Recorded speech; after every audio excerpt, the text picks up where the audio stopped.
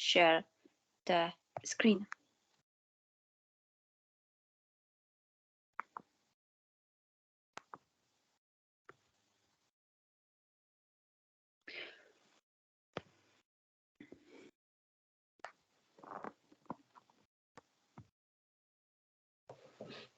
Last week,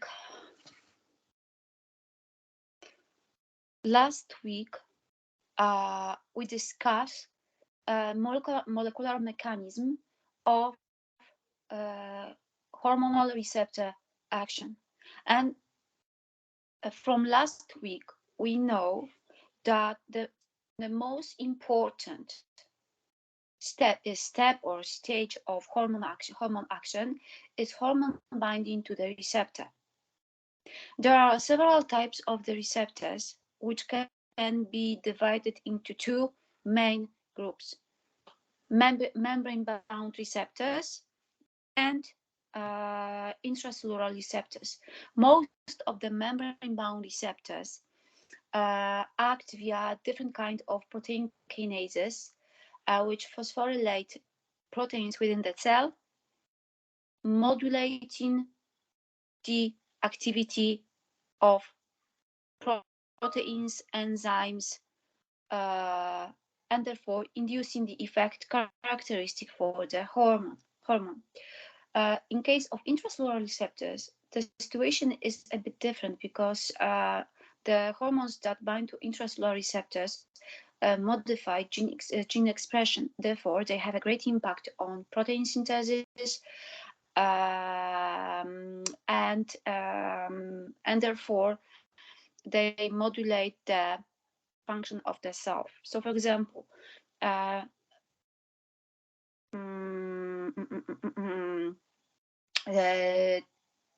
thyroid hormone binding to the receptor increases the activity of sodium-potassium pumps, preparing the cells for greater metabolism.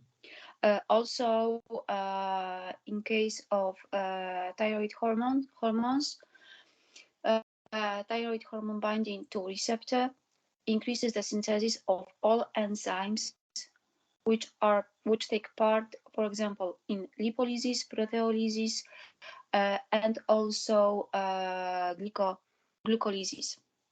Okay, because the action of the hormones differs, starting from modulation of enzymatic activity and finishing at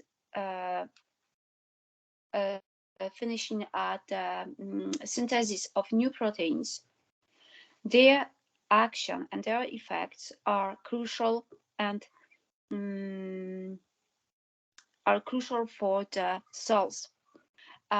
Because of that, the hormone production and release is strictly regulated.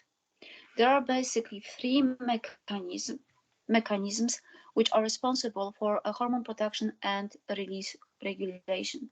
Although we distinguish different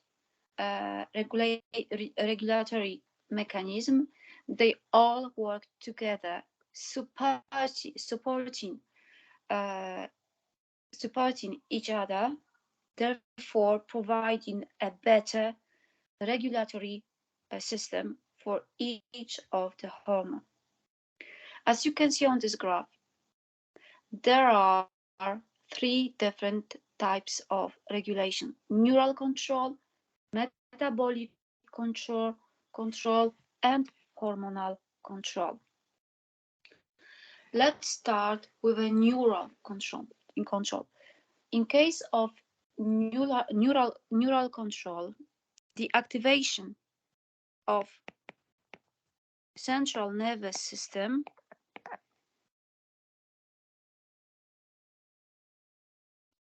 results in hormone production and release. Okay, and there are different examples of neural control. Last week and this week, last week. Wait, sorry, what?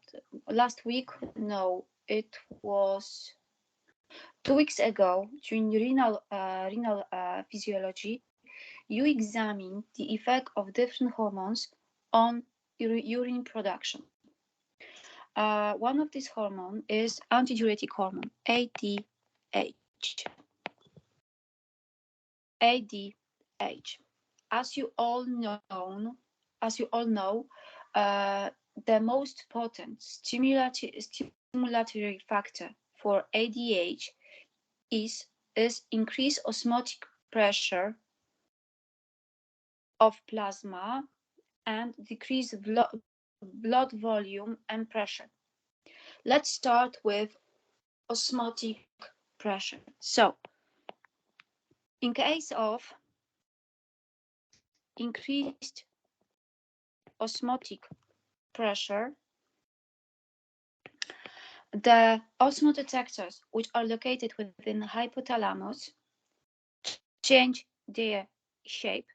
So the osmoreceptors shrink.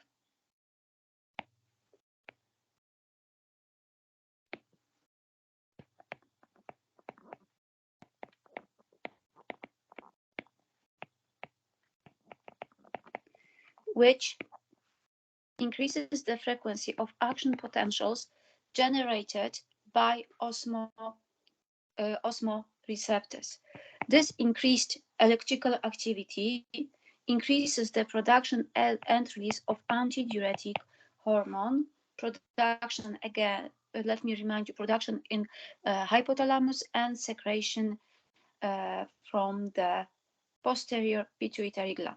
So as you can see on this example, the change of osmoreceptors, activity, which are part of nervous system, resulted in production and release of the hormone. Also, production and release of other hormone, which is produced in hypothalamus and released from posterior pituitary gland, is regulated by neural control. Oxytocin is produced and released in response to the activation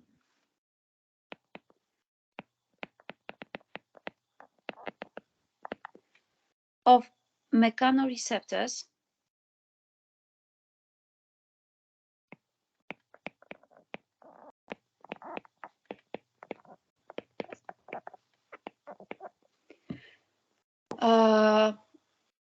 which are within the breasts and uterus.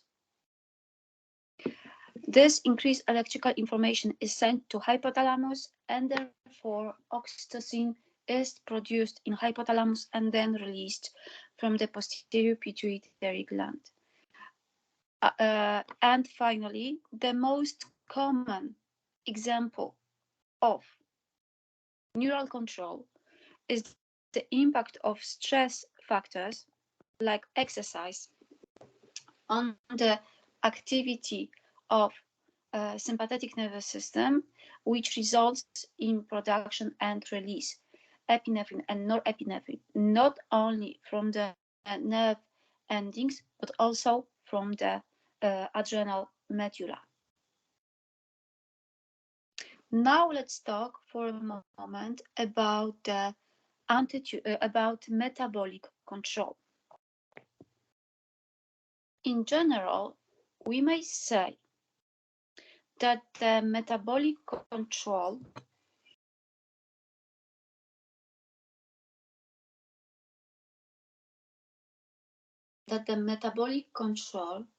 is a situation during which a substance different the substance other than the substances other than hormones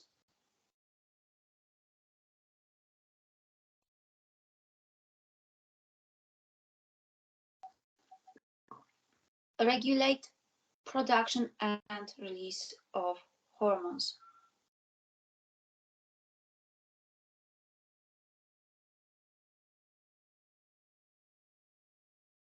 Okay. And the most common and the best example of metabolic control is the impact of blood glucose concentration on production and release of glucagon, insulin, but also cortisol and growth hormone. Today we are going to focus only on insulin production and release due to blood glucose concentration changes. During the tutorials, we are going to discuss the impact of cortisol and growth hormone on plasma glucose concentration. So, as you all know, increased glucose concentration, increased blood glucose concentration stimulates beta cells to produce and release insulin. At the same time, the activity of alpha cell, which produce glucagon, is inhibited. Okay. And now, how is it possible? What is the mechanism by which glucose stimulates production and release of insulin? So, within the cell membrane of beta cells, there are glucose transporters, GLUT2. Okay, as you know from kidney physiology, glucose transporters transport glucose into the cell. Therefore, glucose concentration inside the cell increases. The glucose undergo glycolysis, and then the Krebs cycle also is activated, and therefore, in response to increased glucose concentration, we observe increased concentration of ATP within the cell. Besides glucose transporters, there are also two other very important proteins within the cell membrane of beta cells. ATP-dependent potassium channel and voltage-gated calcium channels.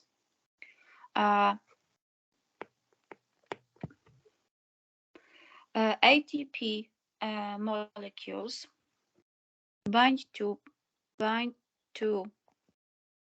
potassium channels, and therefore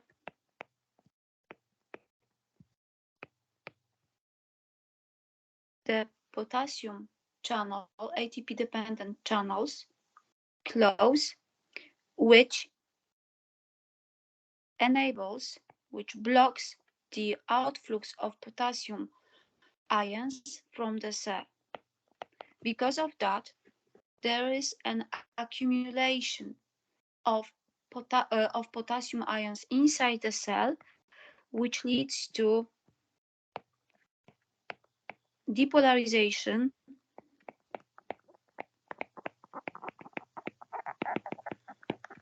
of the cell membrane.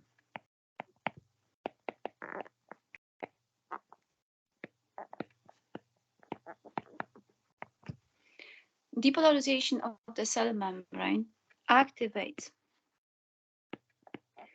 voltage-gated calcium channels, the protein channel opens, which allows calcium influx into the cell. Next, calcium ions bind. Sorry. Okay, one more time very quickly.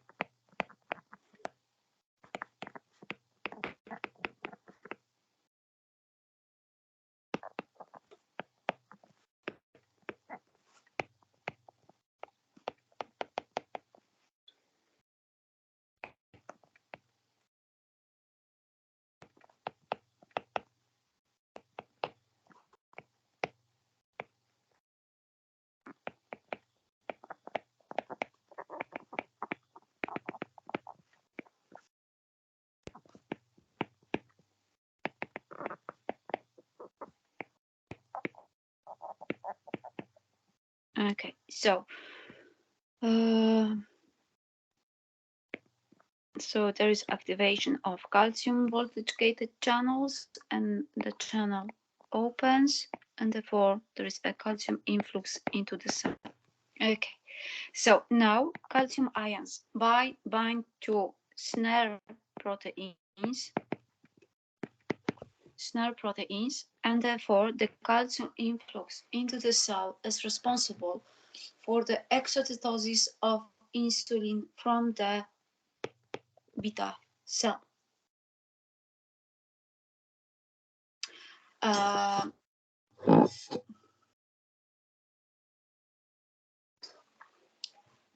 insulin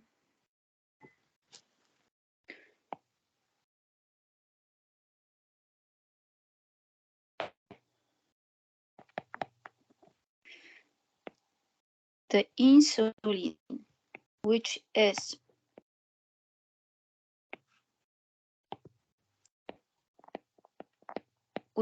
released from the beta cell, may act endocrine,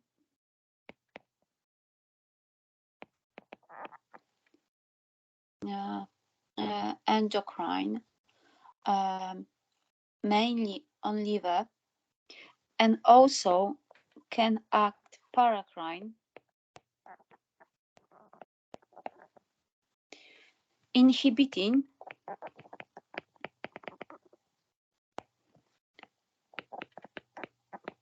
glucagon production and release. Oh my God, sorry, I don't know what's happening. Inhibiting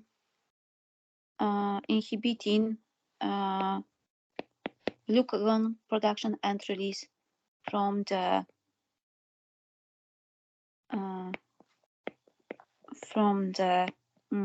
alpha cells.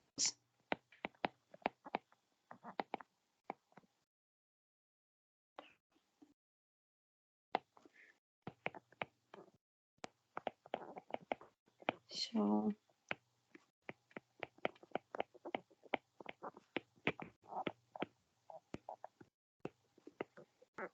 at the same time, a small portion of insulin remains within the beta cells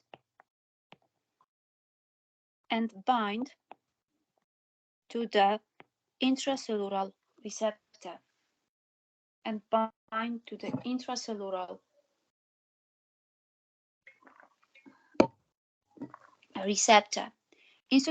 insulin binding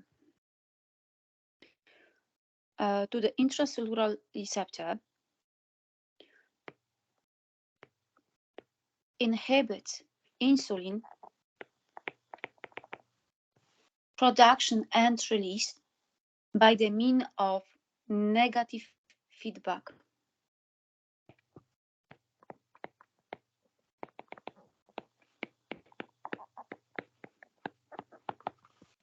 So as you can already see, insulin production and release is regulated by the metabolic regulation due to blood glucose concentration, but it is also regulated by hormonal regulation, during which insulin binding to intracellular receptor inhibits production and release of insulin, so a negative feedback.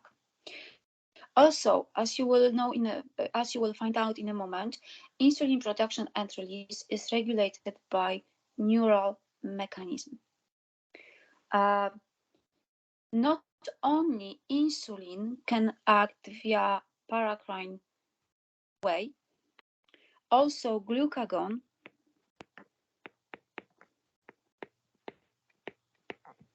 can act paracrine. Glucagon can act paracrine, inhibiting insulin production and release in case of low blood glucose concentration. So again, hormonal regulation.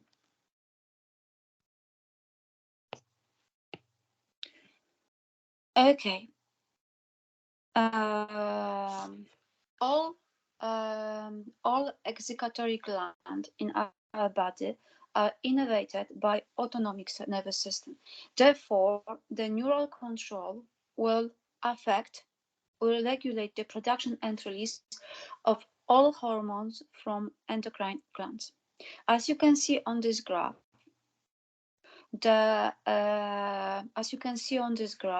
insulin is innervated by both sympathetic and parasympathetic nervous system.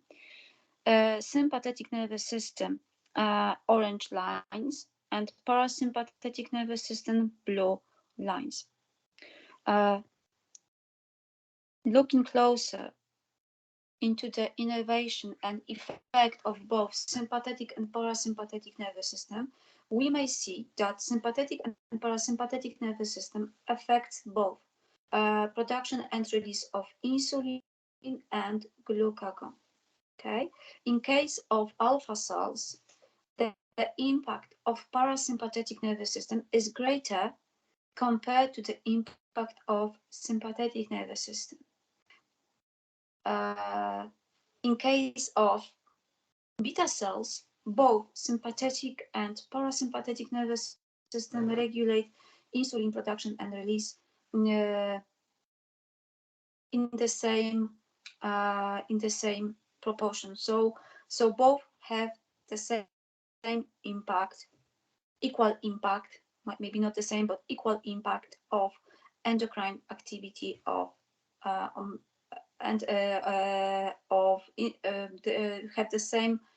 they have the same impact, on the production and release of insulin. And now, how is it possible that parasympathetic nervous system regulates production and release of both insulin and glucagon? As you can see on this graph, on the beta cells of the pancreas, on the cell membrane of beta cells, there are M3 receptors. M3 receptors, so muscarinic M3 receptors, are GQ-bound receptors.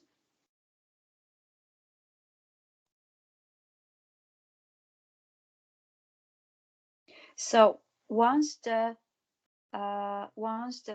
acetylcholine binds to M3 receptor, the phospholipase C beta is activated, and therefore diacylglycerol and 3-phosphate inositol are synthesized, and they regulate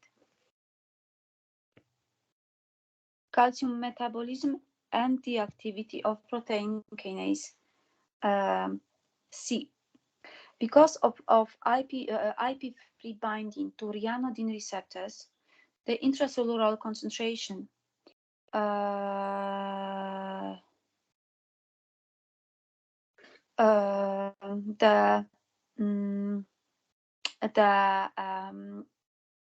sorry, because of IP3 binding to ryanodine receptor, we observe increased concentration of calcium ions inside the cell, which together with diacylglycerol activates protein kinase A. Increased concentration of calcium ions and increased activity of protein kinase C promotes glucagon and insulin exocytosis. Okay.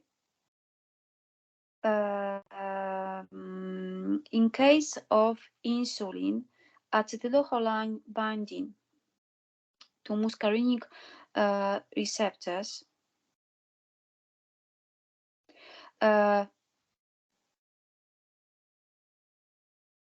also triggers sustained insulin release. So at the beginning, the first stage of insulin production and release depends on calcium ions and the activity of protein kinase A. The later phase of insulin production and release, maybe not production but release, depends on the phosphorylation arrestin pathway, which activates protein kinase D1, which therefore sustains insulin release from the cell. In case of sympathetic nervous system,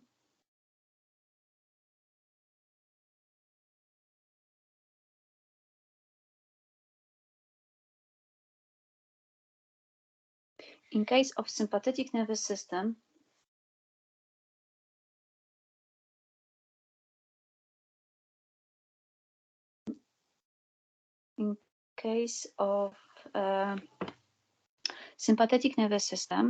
the sympathetic nervous system, similar to parasympathetic nervous system, have effect on both alpha and beta cells. In case of parasympathetic nervous system, the muscarinic receptors present on the membrane of alpha and beta cells were the same, so they were M3 receptors. In case of sympathetic nervous system, the receptors for epinephrine differ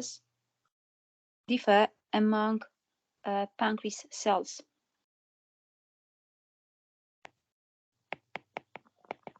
Okay. In case of alpha cells, the receptor for epinephrine is beta 2 receptor. In case of beta cells, the receptor for epinephrine is alpha 2 receptor. So alpha cells have beta receptors and beta cells have alpha receptors.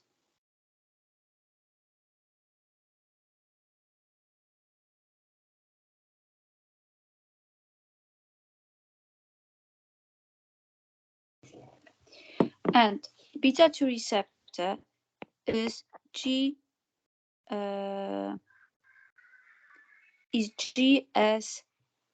bound receptor. So after epinephrine binding to beta 2 receptor, we observe increased concentration of cyclic AMP and increased activity of protein kinase A, which phosphorylate the follicles with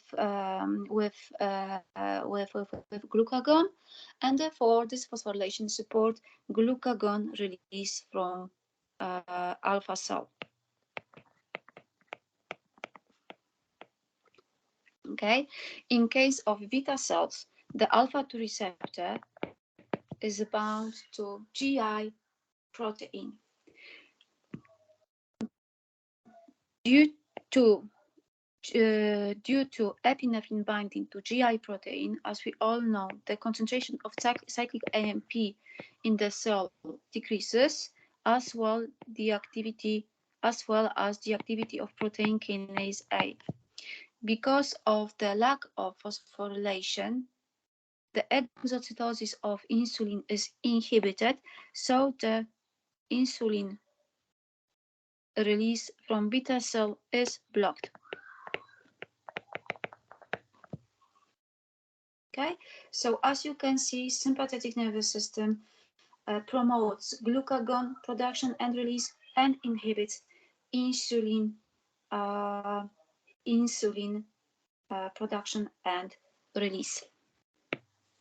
Okay, but as you can see on this graph, and as I said earlier, there are two other hormones which are also responsible for glucose concentration regulation: growth hormone and cortisol. Okay, in case of short-lasting blood glucose decrease of concentration, the sympathetic nervous system is activated, and the activity of glucagon is effective enough to restore the proper glucose concentration. However, if the blood glucose concentration is low for a longer period, then this decrease of blood glucose concentration activates hypothalamus pituitary adrenal gland axis, and therefore cortisol is produced. The decreased blood glucose concentration also stimulate hypothalamus to produce somatoleberine, growth hormone releasing hormone,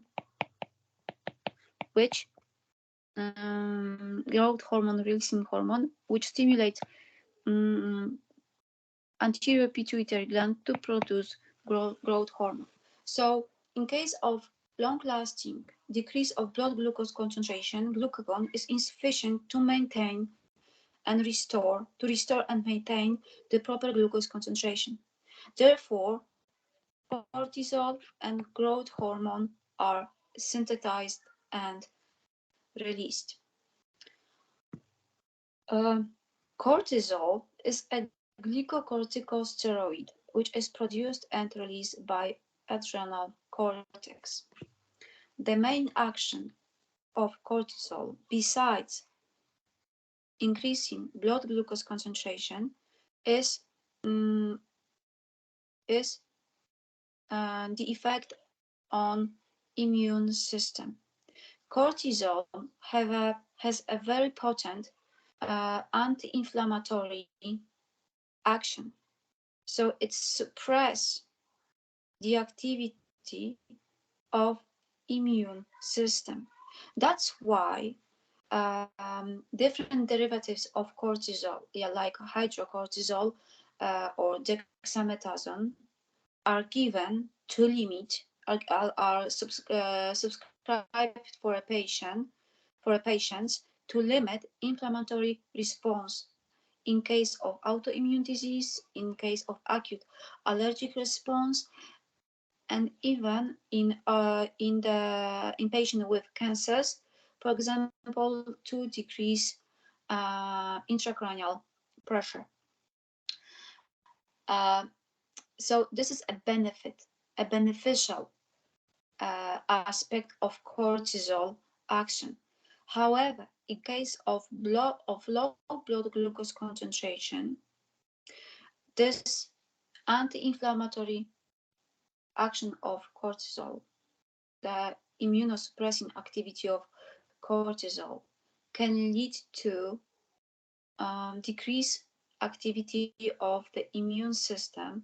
Therefore, the cortisol production and release in case of long-lasting low blood glucose concentration leads to maybe not leads, but it increases the chance of severe inflammatory responses due to infection. Okay, that's why low caloric diet promotes and decrease activity of immune system, and therefore patients are more potent to different kind of infections which may be very severe. Okay, and finally, let's talk about the hormonal. Let's talk about the hormonal regulation.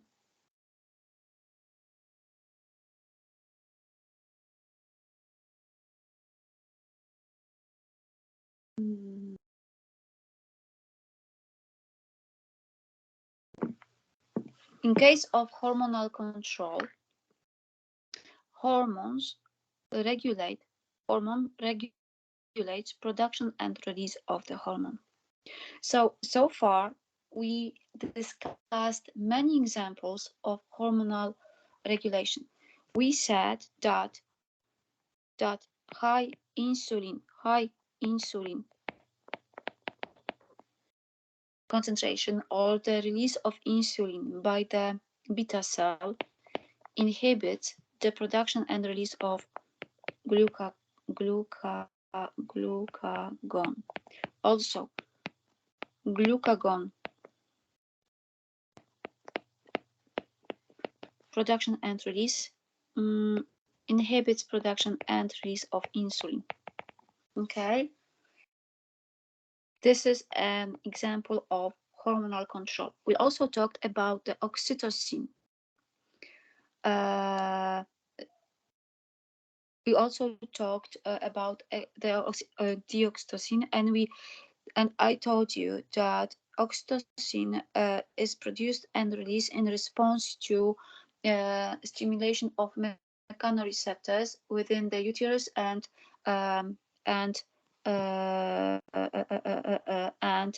breast. But the oxytocin production and release and is also regulated by progesterone. So high blood progesterone concentration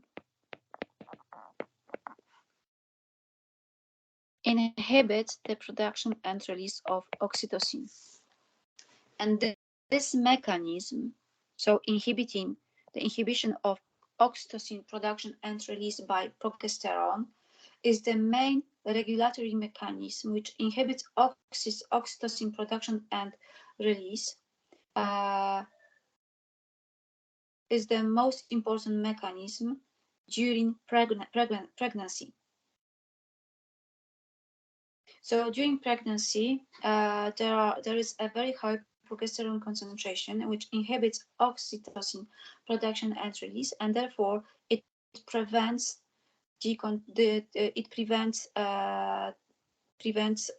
early contractions of the uterus. Okay, so all of that are examples of hormonal control, but the best known example of hormonal control is the hormonal control within the hypothalamus pituitary peripheral gland axis. As you know from anatomy, hypothalamus is connected with pituitary gland by neurons and blood vessels. Hypothalamus is connected with posterior pituitary gland by the neurons, which cell bodies are located in hypothalamus, for example, within the paraventricular nucleus. Whereas the axon endings are located in the posterior pituitary gland. So in case of these neurons, the hormones are produced in hypothalamus and released from the posterior pituitary gland. As you all know, the hormones that are produced in hypothalamus but released from the posterior pituitary gland is antidiuretic hormone and oxytocin. Okay. The second connection between hypothalamus and pituitary gland is the connection between hypothalamus and anterior pituitary gland. So hypothalamus is connected with anterior pituitary gland by the hypothalamic pituitary portal system. So basically, hypothalamus is connected with anterior pituitary gland by the blood vessels, which allows to transport hormones from hypothalamus to anterior pituitary gland. The hormones that are produced and released by hypothalamus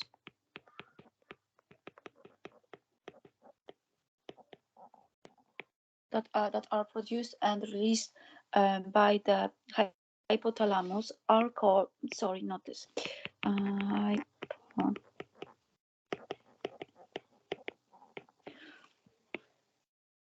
are called hypophysiotropic hormones.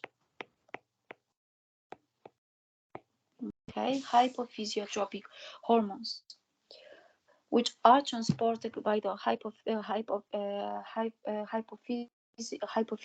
hypothalamic portal system to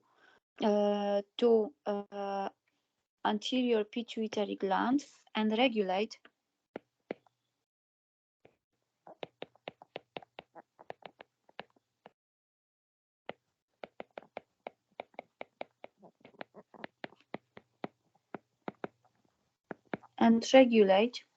the activity of anterior pituitary gland cells. The hypothalamus, the hypophysiotropic hormones are divided into can be divided into two subgroups: releasing hormones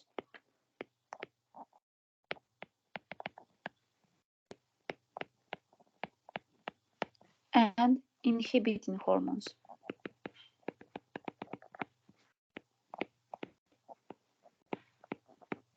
Okay, so releasing hormones stimulate the endocrine activity of anterior pituitary gland, whereas inhibiting hormones inhibit the activity of anterior pituitary gland. Among the releasing hormones, we can distinguish thyrotropin releasing hormone, TRH,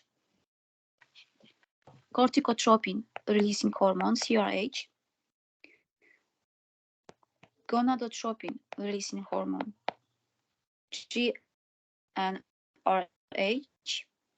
growth hormone releasing hormone, GHRH, and prolactin releasing hormone. Okay. Among inhibiting hormones, there are only two hormones. Somatostatin, so growth hormone, inhibiting hormone, and prolactin inhibiting hormone. Let's focus on the releasing hormones and its effect on anterior pituitary gland. In response to a particular type of releasing hormone, anterior pituitary gland produces and releases one of the tropic hormones.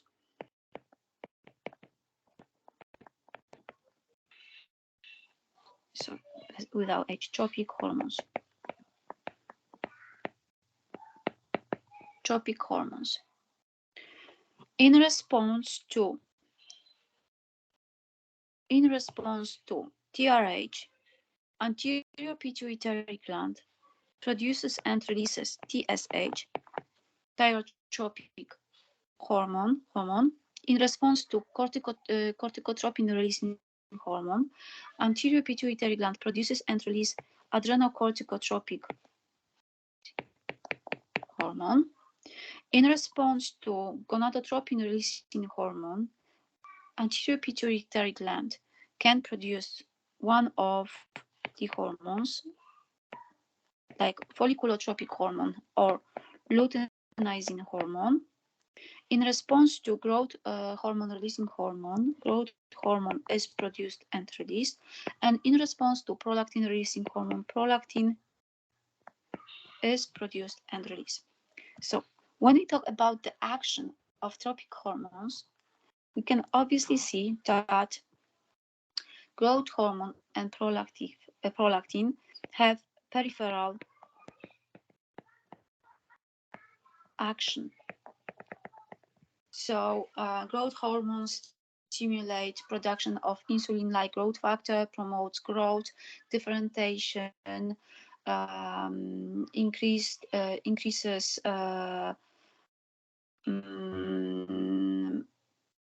metabolic rate, whereas prolactin promotes lactation. The activity of the rest of tropic hormones is limited only to the stimulation of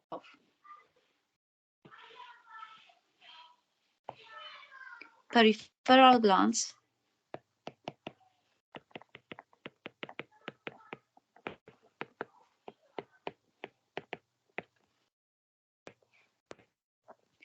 to produce and release peripheral gland hormones. So, in response to TSH, thyroid produces and releases T3, T4, but please remember that only T3 can bind to a nuclear receptor, and T4 must undergo deiodination by D2 in response to ACTH. Adrenal cortex produces and releases cortisol. In response to folliculotropic hormone, mostly estrogens are produced and released. Remember that estrogens are a group of hormones. So there is no estrogen. There are estrogens, among which we can distinguish estriol, estron, and estradiol. And in response to luteinizing hormone, mostly progesterone is produced and released. Okay, and now the peripheral gland hormones can exert their action on the target cells. Okay, so this is how hypothalamus regulate the activity of peripheral glands. Okay, but what are the factors regulating hypothalamus activity? So we know that increased activity of hypothalamus and production and release of hypophysiotropic hormone result in increased peripheral gland endocrine activity. But what about hypothalamus? What are the factors which regulate hypothalamus production and release?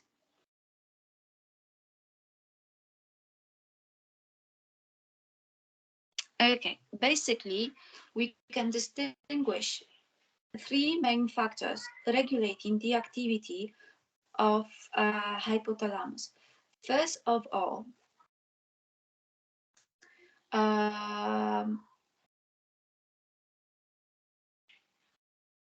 First of all, the activity of hypothalamus and the production and release of hypophysiotropic hormones is regulated by the suprachiasmatic nucleus neurons. I hope that you remember from neurophysiology that suprachiasmatic nucleus neurons are responsible for the regulation of the biological rhythms within our body. So information from suprachiasmatic nucleus, uh, electrical information from suprachiasmatic nucleus regulates paraventricular nucleus neurons, and therefore regulates hypophysiotropic production and release.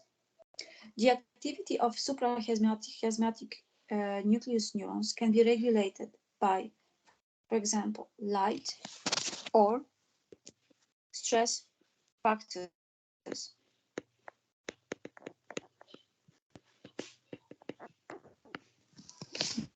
Okay, stress factors. And on the graph on the left side of the slide, you can see the cardiac rhythm um, of TSH and T3 production and release. Let's first focus on the dark blue line, which represents TSH production and release. As you can see, the highest concentration of TSH is observed in the second part of the night.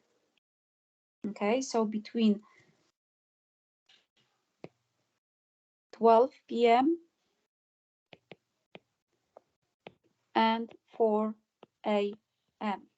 Okay, the concentration of TRH is similar to TSH concentration. Also, the concentration of T3, pink line, is the highest in the second part of the night, reaching the highest concentration just before waking up. And now, why? Why is it crucial to increase the activity of hypothalamus pituitary thyroid axis in the second part of the night? As you know, humans are active during the day, and because of that, their metabolic rate must be increased during the day. And because thyroid hormones act via nuclear receptors, their effects of action are have their effects of the effects of their action have a very long onset. That's why first we observe increased concentration of TRH, TSH, T3, and T4 in the blood, and then after a couple of hours, metabolic rate increases, which should be correlated with waking up. Okay, so all hypophysiotropic hormones production and release, as well as tropic hormones production and release, is regulated by the suprachiasmatic nucleus. So they are all characterized by a circadian rhythm of production and release. The second factor which regulates production and release of hypophysiotropic hormones is stimulating and inhibiting factors which are specific for the hypophysiotropic hormone. So in case of TRH, the most potent stimulating factors are cold,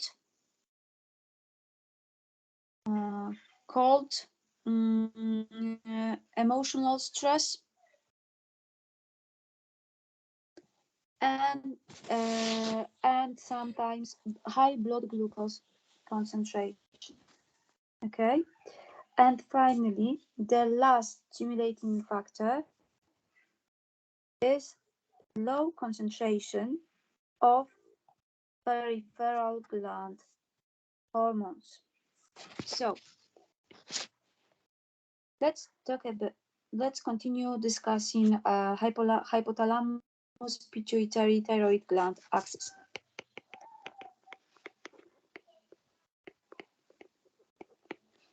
Hypothalamus, as you know produces and releases TRH. In response to TRH,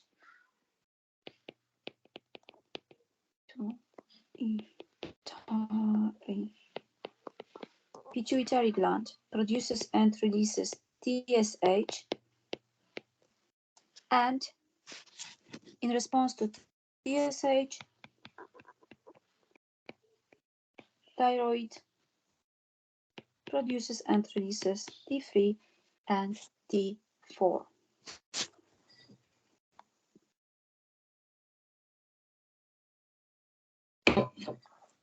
If the blood concentration of thyroid hormones decreases, this stimulates production and release of hypothalamus.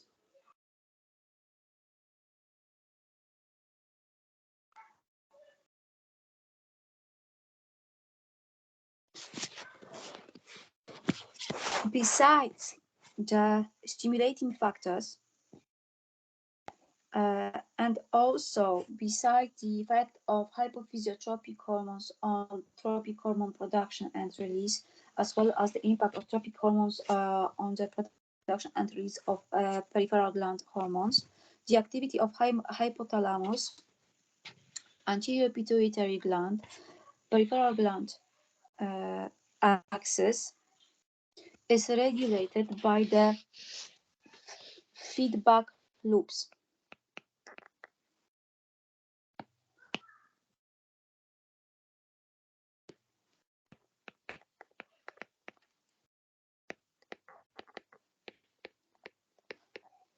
Feedback loop.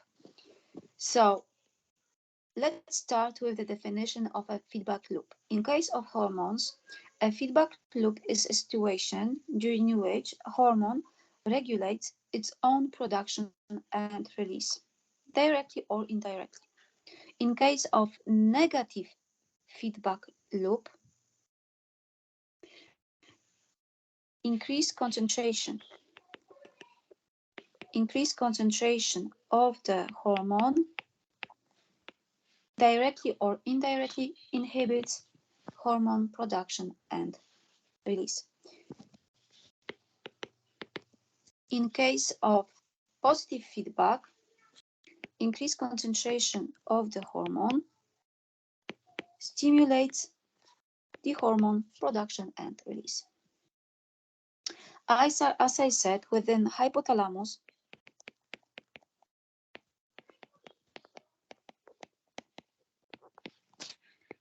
anterior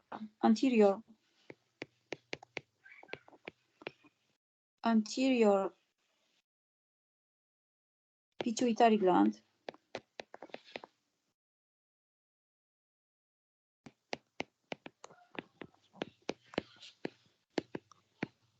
and peripheral gland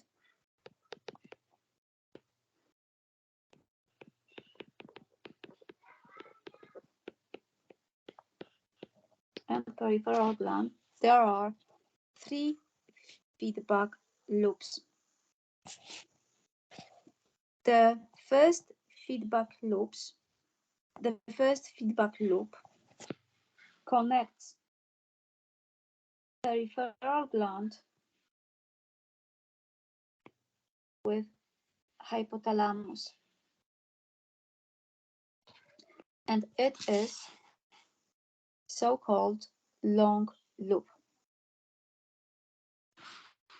The second loop connects peripheral gland with the connects peripheral gland with anterior pituitary gland, and it is called,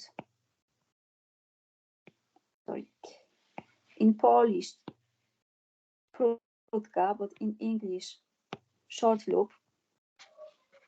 And finally, there is a third loop, a loop which connects anterior pituitary gland and hypothalamus, and it is known as ultra short loop.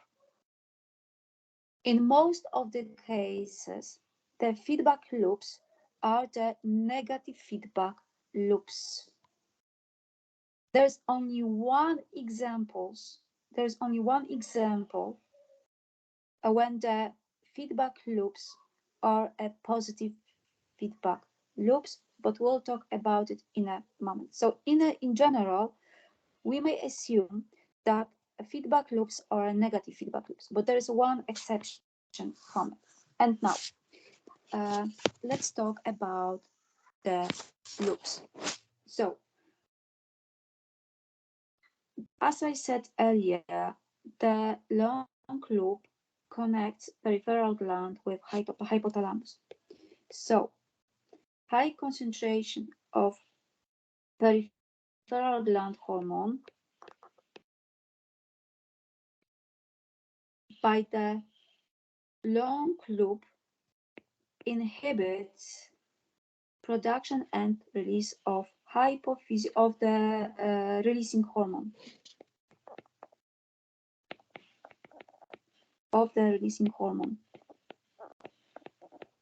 So, for example, high concentration of T3 or T4, sorry, high concentration of T3 and T4 inhibit the production and release of TRH from the hypothalamus.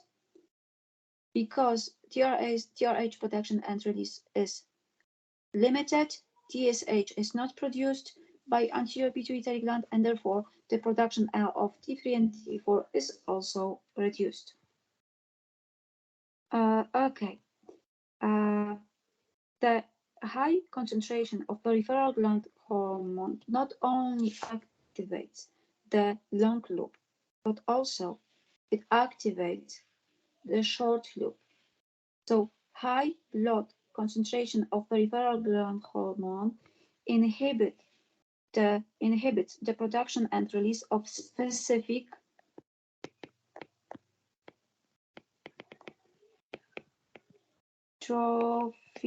trophic hormone. Okay, so in case of high blood T3 T4 concentration, it inhibits TSH production and release. Okay.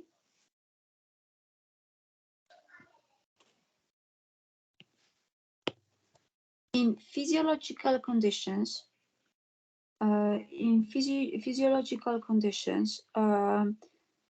high peripheral gland hormone concentration is induced by high tropic hormone concentration, and therefore the high tropic hormone concentration activates. So, for example, high TSH concentration activates ultra short loop, which inhibits the production and release of hypothalamus releasing hormone, TRH. Okay? So, hypothalamus pituitary peripheral gland axis is regulated mostly by the negative feedback loops, long, short, ultra short loop. However, as I said, there is one exception to this rule. This exception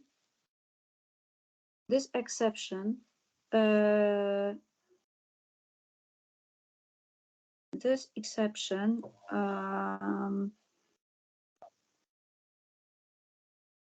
refers to estrogen and progesterone production and release by the follicles in the ovaries.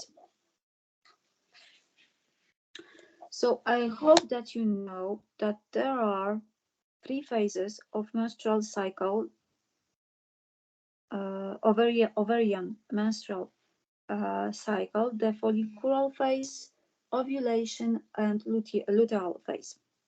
During follicular phase, during follicular phase,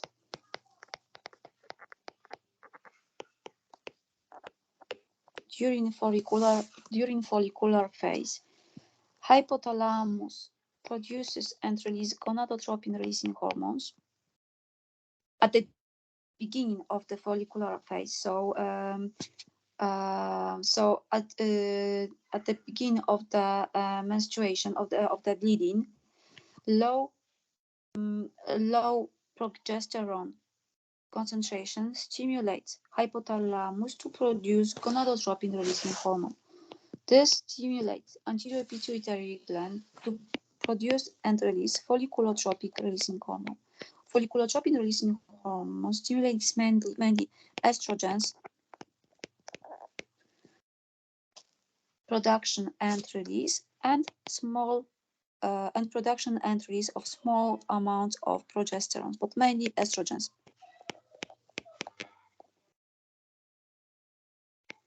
Okay. Estrogens production and release by the follicles stimulates their differentiation. They increase in size, and after approximately 14 days from the beginning of bleeding,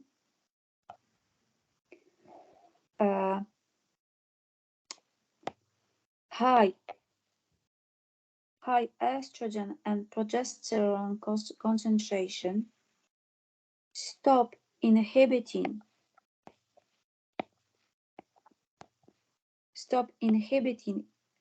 gonadotropin releasing hormone production, as well as folliculotropic hormone release and production by the negative feedback loops, and high estrogen concentration few hours before ovulation stimulates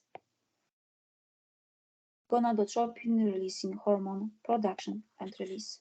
So a few hours before ovulation, the feedback loops within the regulatory axis, hypothalamus, pituitary, ovaries axis, are positive feedback loops, not negative but positive. This stimulation of gonadotropin releasing hormone results in production and release of luteinizing hormone, which stimulates follicles to produce mainly progesterone, and increase of progesterone concentration leads to ovulation.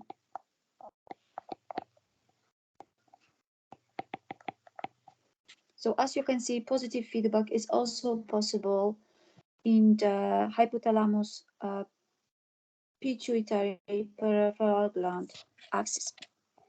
Okay, in case of two hormones,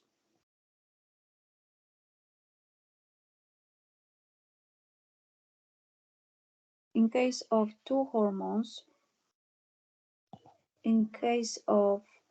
growth hormone, and in case of prolactin, the regulation of their production and release look different than in case of other tropic hormones. So, in case of growth hormone is characterized by very short half time, very short half time of action. Therefore, growth hormone stimulates liver to produce insulin-like growth factor 1 and 2. Okay, so they are not hormones, they are growth factors, and they can inhibit the hypothalamus and pituitary gland, preventing the production of growth hormone releasing hormone and growth hormone from pituitary gland. At the same time, high concentration of insulin growth factors and high concentration of growth hormone by the by the long and ultra short loop stimulate the production and release of somatostatin. Somatostatin inhibits the production and release of growth hormones.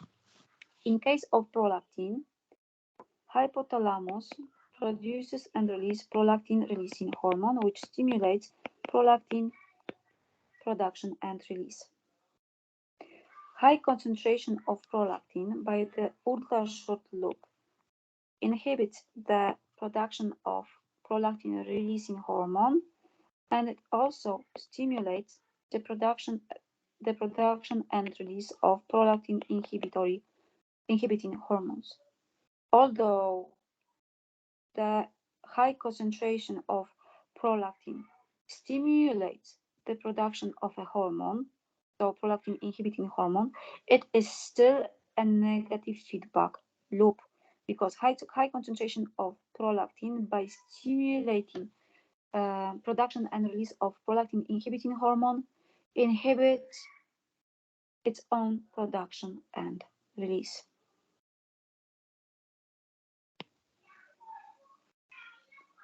Okay, so basically, it is all that I wanted to discuss with you during today's lectures.